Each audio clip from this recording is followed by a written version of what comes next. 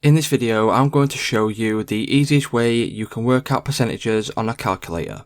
For more tutorials, make sure you subscribe, and let's get right into it. So to work out percentages on a calculator, this is actually quite a simple thing to do. So obviously the first thing you will need to do is open up your calculator.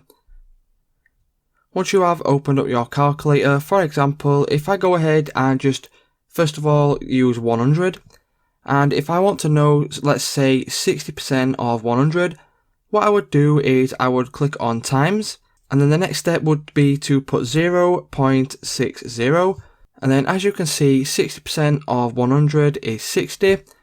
So if we do it with a large number now, so we could go ahead and do it for example with 122,000, and if we wanted to know like say 42% times 0.42, as you can see 51,240 is 42% of 122,000.